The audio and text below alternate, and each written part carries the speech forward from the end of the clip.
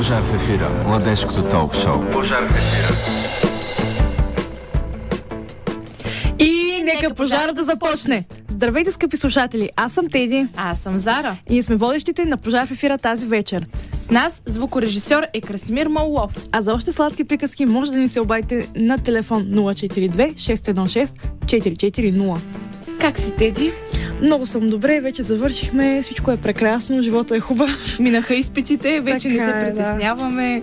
Да. И като цяло живота е много по-светъл и красив. Да. Така, поне в моите очи. При теб как е? И се затопля, също става по-едно. Не знам, Теди, при мен също е така спокойно вече. Почивам си. Да, само че не знам дали знаеш, но пък има още едно важно нещо, което остава да направим преди да започнем университет. А повече за него нашите слушатели ще чуят след 2 песни. И здравейте отново в предаването Пожар в ефира. Аз съм Зара, а до мен е Теди и днес имаме много важна тема за вас. А именно европейските избори, какви са нашите права като европейски граждани. Част от днешното предаване Пожар в ефира се реализира в рамките на инициативата Повишаване на разбирането за правата и ценностите на Европейския съюз сред младите хора, финансирана от Европейския съюз и Фондация Работилница за гражданска инициатива. Първият човек, който сме ви подготвили да чуете негово интервю, е Теодор Стойчев, представител на бюрото на Европейски парламент в София. Той е бил в Стара Загора, за да представи пред ученици от кампанията за насърчаване на избирателна активност на предстоящите европейски избори. В сърцето на кампанията стои документалният филм "Използвай гласа си или друг ще реши вместо теб". 4-минутно видео с участието на по-възрастни европейци, които свидетелстват от първо лице за преобразяващата сила на демокрацията в живота им. Ето какво сподели Теодор Стойчев. Какво ни предстои на 9 юни, освен че избираме парламент български, избираме европейския такъв, т.е. определяме с нашия глас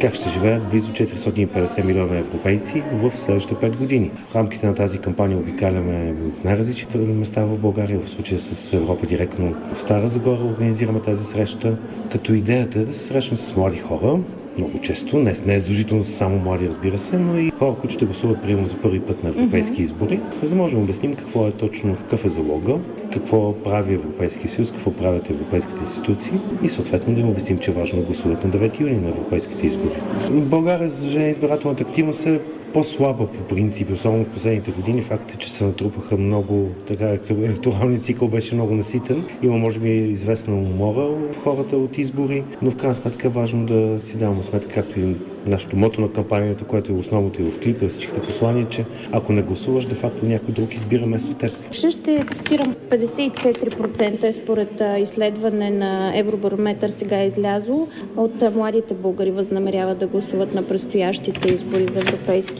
парламент. Мислите ли, че това е процент, който така е реален? Ще видим на 9 юни вечерта. Аз се надявам, ако толкова хора, наистина особено млади хора, излезат и гласуват в България, би било прекрасно. Надявам се на по-висока избирателната активност от последните избори 2019 година, когато избирахме отново нашите членове в Европейския парламент. Тогава бяха малко над 32% при 51% избирателна активност за целия Европейски съюз.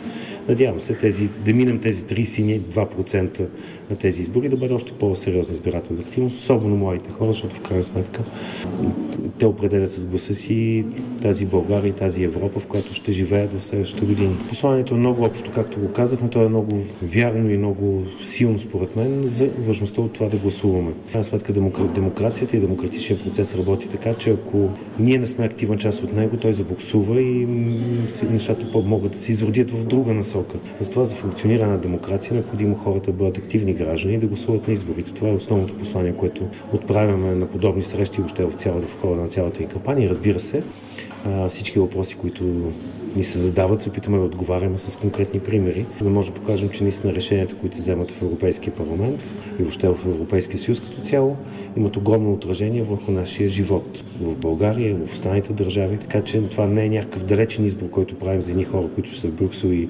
няма да разберем какво точно са направили и как не се отразява това върху ежедневието. Напротив, решенията, които се вземат там, имат веднага след това почти много пряко и голямо отражение върху това, което се случва с нас тук. Чухте Теодор Стойчев, представител на бюрото на Европейския парламент в София, който припомни пред младежите, които за първи път ще имат право да упражняват вота си, че те защитават демократичния ред. Напомняме ви, че днешното предаване е свързано с изборите, които са другата неделя за Европейски парламент. Сега ще чуем една песен и отново ще се върнем към темата. Здравейте, скъпи слушатели, и добре дошли отново в студиото на Пожар в ефира. Аз съм Теди, до мен е Зара, и тази вечер нашето предаване се реализира в рамките на инициативата Повишаване на разбирането за правата и ценностите на Европейския съюз сред младите хора. В следващите минути ще ви представим 3 момичета, които бяха на събитието, където беше и Теодор Стойчев, който чухме преди малко, а те са от ученическия съвет на средно училище Екзарх Антим I в Казанлък. Виктория Тодорова. Аз се казвам Деляна Нанева. Милена Манева. Вие сте ученички от кое училище? Кой клас? От СУ Екзарх Антим, град Казанлък, 11-ти клас. 11-ти клас. Да. С какъв език сте? С немски. В един клас. Как разбрахте за събитието и решихте, разбира се, да дойдете, за да участвате в него? Каква е целта ви? Ние сме част от ученическия съвет към СУ Екзарх Антим I по този повод ние присъстваме на това събитие. Това не е първата среща, на която присъстваме. Бяхме преди, може би, месец-два и в Пловдив, отново по същия повод за тази инициатива. Сега ще имате правото за първи път да упражните своето право на глас на евроизборите. Защо според вас е важно това да се случи? Важно ли е? Според мен е важно да се гласува, особено ние като млади хора да изявим нашия глас, нашето мнение, понеже смятам, че ние сме бъдещето, ние сме промяната и чрез нашия избор сега ще можем да направим първата стъпка към това да започнем с нещо ново. Интересувате ли се, казахте, че сте били на други събития преди това, интересувате ли се от това какви политики се случват в Европа, от програмите, които има за обмен, свързани с обучението? Да, интересуваме се, понеже ние сме избрали да участваме в ученическия съвет, така че да, интересуваме се. Участвали ли сте по някакъв начин част? Били ли сте от някои от тези програми на ниво училище? Всъщност ходенето по Еразъм. Това имах предвид. Какво сме участвали по проекта Еразъм. Взехме участие миналата година и посетихме Белгия и Италия, специално ние трите. Като първо бяхме домакини в нашия град на всички ученици от Италия, Белгия и, ако не се лъжа, Унгария, да. И се надяваме да има и нов проект, в който да можем да вземем участие. Според вас същия въпрос, който зададох на нея, важно ли е да упражните правото си на глас и защо? Според мен е важно младите хора да са информирани за това какво се случва в държавата, да проявяват интерес и да могат свободно да изразяват своят глас. Това е тяхно право, вече става наше, когато навършим 18 години. И за мен е важно, при условие, че ние сме жители на тази държава, е важно да изразяваме мнение и интерес към това по какъв начин се управлява нашата държава. Трябва просто да сме информирани. Всъщност, както те казаха, колкото и клиширано да звучи, ние всъщност сме бъдещето и всичко зависи от нас в момента. Това бяха трите момичета Виктория, Диляна и Милена от ученическия съвет на средно училище Екзарх Антим I в Казанлък, и те ни разказаха защо е важно да се гласува, както и ни разказаха за техния опит с Еразъм проектите. Сега ще чуем една песен и след това ще се завърнем обратно в ефир. Здравейте, скъпи слушатели, отново с предаването Пожар в ефира. Аз съм Зара, а до мен е Теди и днес имаме много важна тема за вас, а именно гласуването за Европейски парламент. И Теди има какво още да ни каже. Абсолютно. Преди ви представим следващото интервю, трябва да ви запознаем с Лигата на младите гласоподаватели. Това е проект, който цели да запознае младите хора с вижданията и приоритетите на политическите партии. Тя преживява своето ново издание непосредствено преди изборите на 9 юни, т.е. следващата неделя. Тази година Лигата на младите гласоподаватели, избори 2 в 1, разширява обхвата си и за първи път излиза извън столицата, за да може да достигне до още повече млади хора от различни части на България и да им помогне да се запознаят с това какво включва гражданското участие, освен гласуване, как качествено да се информират по време на предизборна кампания и как те, като активни младежи и граждани, да превърнат своите идеи в действия. Кампанията се осъществява съвместно с студентски клуб на политолога и студентска асоциация за изследване на международните отношения. Какъв е профилът на младия гласоподавател и по-активен ли става той, предвид бързо оборотността на изборите, в които влизаме през последните няколко години? Попитахме Ивайло Илиев, който ще чуем след малко. Той е политолог и член на Националния младежки форум. Разговаряме с политолога Ивайло Илиев, който освен това в своята така активна дейност включва и няколко други социални роли. Той е част от клуба на политолога към Софийски университет и преди всичко в момента част от Националния младежки форум. Здравейте! Здравейте, благодаря за поканата. И предходни избори сме разговаряли и сега отново ще се случи да организирате така наречения предизборен дебат между младите хора, за да проучите доколко те са информирани, за да направят своя избор на предстоящите избори, в случая 2 в 1, а също така и да споделят своите нагласи, как протича кампанията през техните очи. Ще се случи ли сега подобен дебат или серия от дебати? До изборите остават реално не повече от 10 дни. Точно така, всъщност, действително и като млад човек мога да кажа, че на тези избори забелязваме как европейските институции, а и българските, разбира се, залагат на така една доста силна и достъпна информационна кампания, насочена към така наречените първи гласоподаватели, т.е. нашите съмишленици, връстници, можем да кажем, които за първи път ще имат право да гласуват на тези европейски избори. За тях това, разбира се, е нещо ново и в някакъв степен непознато. Та именно там са и усилията на, можем да кажем, десетки младежки и студентски организации в цялата страна, които за пореден път се обединихме и създаваме наистина вече четвърто поредно издание на нашия проект, който сме заглавили Лигата на младите гласоподаватели, или за кратко Лигата, както си я наричаме. Смело ще прозвучи, но действително тя започна да се превръща в някакъв социален феномен, защото ние съвсем разговорно си я наричаме като един вид изпитна сесия на политиците пред младите хора, а след това оценките от тези изпити се попълват от младите хора на самите избори. И всъщност и тази кампания на Лигата вече реализираме поредица от събития, които са организирани както от Националния младежки форум, така от Студентския клуб на политолога и от Студентската асоциация за изследване на международните отношения. Тези три организации за пореден път стягаме така предизборни дебати, които обаче новото е, че не са само в столицата, а вече са и в така различни срещи в страната. Имахме в Варна, в Габрово, Стара Загора. Изобщо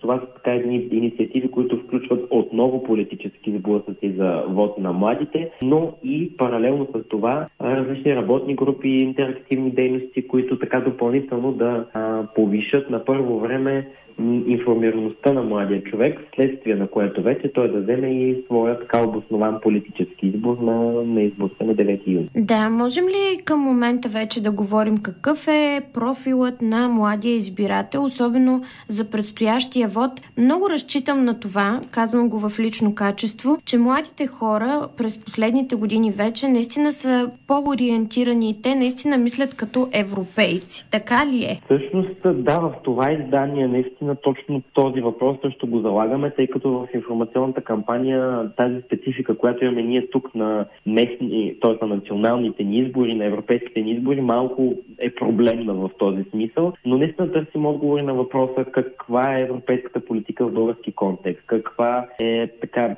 тази отдалеченост, която се усеща, защо българският политически елит реално не успява да преведе на достъпен език и основно на младите хора, разбира се, и защо сякаш продължаваме да говорим за Брюксел и за Страсбург като за там, а не за тук. И съответно пък институциите и нашите представители, които излъчваме в Европейския парламент, продължаваме да говорим за тях, а не за нас. И именно тези така основни въпроси виждам, че се задават и от младите хора, които, разбира се, не са еднозначно информирани, не са еднородна смес от, разбира се, интереси, виждания и като подобно на обществото ни, много и различни са и младите хора. Това, което на мен ми направи впечатление, е всъщност тук мога да разкажа на предходните европейски избори. Всъщност имах възможност възможността аз да бъда в ролята на този first time voter, т.е. за първи път да упражня правото си на глас на европейски избори. И виждам сега 5 години по-късно разликата с тези, които за първи път ще гласуват. Честно казано, това, да го наречем ново поколение гласоподаватели,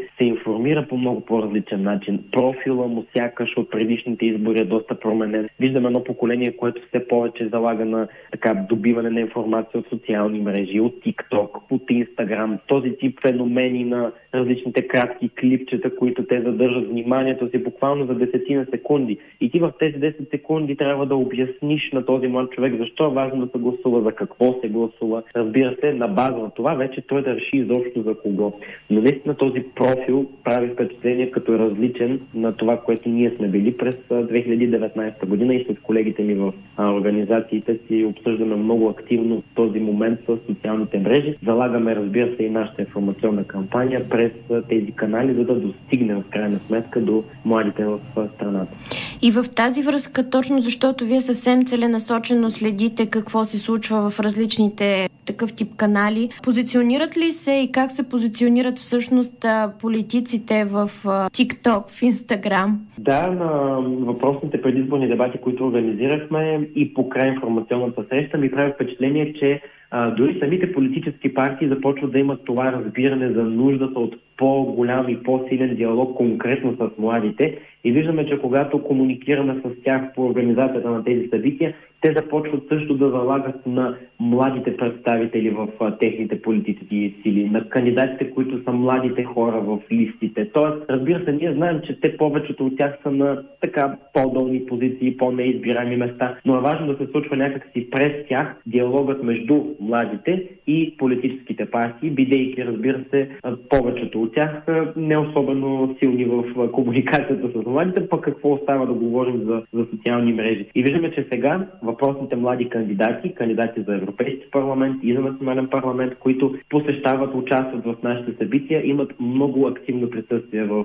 социалните мрежи и успяват по някакъв такъв, разбира се, по-партиен начин, но в крайна сметка да достигнат до младия гласоподавател, който първо ги вижда в TikTok, в Instagram, после идва на наши събития, запознава с тях, има възможността да разговаря пряко с тях и някакси вече на него започва доста по-достъпно да му се струва цялостния политически процес, който, съгласете се, че по принцип си е сложна материя, която много трудно се обяснява на активните граждани, на обикновения човек, какво остава пък за младите, които са и по-уязвима група в това отношение.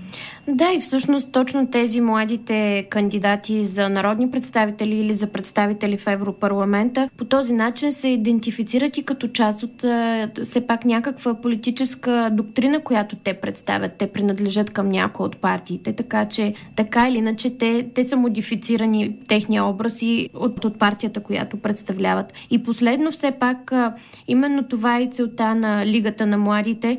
Да кажем на младите, необходимо ли е да гласуват и защо? Да бъдат активни, да се интересуват. Разбира се, тук по-отговор на въпроса е абсолютно еднозначен. Да, като естествено тук просто въпросът е свързан с мотивацията, защото ние осъзнахме в поредицата от избори, които имахме в последните 3 години и тази поредица от издания на Лигата младите гласоподаватели, че все по-трудно става и на нас самите да обясним, ако щете дори на себе си, защо в крайна сметка е важна тази мотивация. Политиците не само на европейско ниво, по-скоро в българския контекст, на това ни бяха изборите в последните години, също не успяват да ни убедят като граждани, а не просто като активни хора. Изборите се превърнаха в оборотна стока. И това е много притеснително. Точно така и някак се започна да се губи основния разказ изобщо защо са необходими част от изборите, но да не влизаме все пак в националния контекст. Действително на европейския е важно да се запази тази мотивация, защото виждаме, че Европейския съюз в неговата си същност започва да придобива доста различни прочити, особено от войната в Украйна насам. Младите хора също получават впрочем информация за тези големи теми, двете войни, за ако щете финансови теми, теми, геополитика, този тип стратегически теми, те започват да пробиват и през социалните мрежи и е важно моите хора да знаят, че от техния вод и тяхното представителство в Европарламента зависи и на къде ще потеглят съответно въпросните теми. И от друга страна, вече пък като младеж от България бих могъл да апелирам този избор на европейските избори, който правим. Всъщност той е избор на тези европейски и национални ценности, които да се преплитат и така да си взаимодействат. И се надявам ние в България да спрем да ги побългаряваме тези европейски ценности, защото се наблюдава тази трайна тенденция не само в представителството ни, но и ако щете в националния политически процес. Много често се така пренасят буквално европейски теми, не се обясняват и по-нашенски се побългаряват. Така че именно ние като млади хора да кажем каква Европа искаме на тези избори и да го направим през така дискусия с бъдещите ни евродепутати, през дискусия с младите кандидати на политическите партии и да намерим една обща така линия на изобщо на първо време на мотивация на младите да гласуват. Чухме доста интересно интервю с Ивайло Илиев, политолог и член на Националния младежки форум. Сега ще чуем една песен и след това ще се завърнем обратно в ефир. Младежкото толк шоу. Пожар в ефира. И ето ни обратно в студиото на Пожар в ефира. Аз съм Тези, до мен е Зара и днес си говорим малко за европейските избори, за това защо е добре да гласуваме, добре ли е да гласуваме и как да се информираме по-лесно за това какво ни предлагат различните партии, ако гласуваме за тях. Какво мислиш, Зара, за записите, които чухме до момента, за интервюта, които представихме на нашите слушатели? Ами от всичките интервюта, които чухме до сега, разбрахме, че нашия глас, тези младите хора, които сме ние, е хубаво да гласуваме, защото нашия глас се зачита.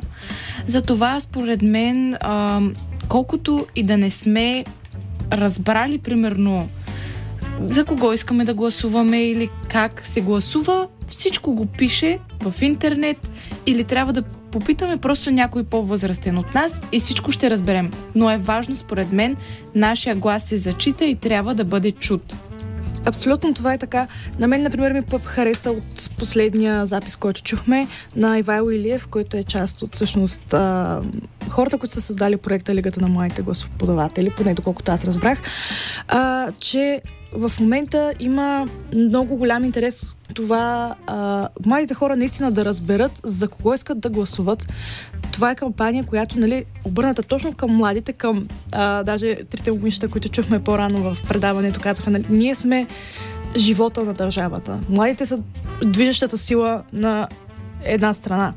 И наистина доста вече се обръща внимание на това, че ние трябва да разберем какво искаме от нашите управници и от Европейския парламент, тъй като сме част от Европейския съюз.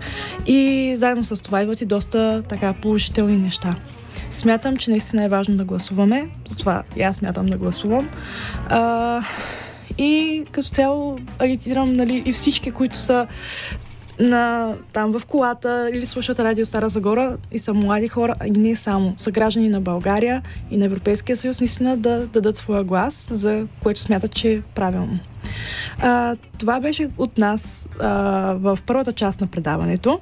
Следва да чуем новините в 21 часа, а след това ще продължим отново с същата тема и още няколко интервюта.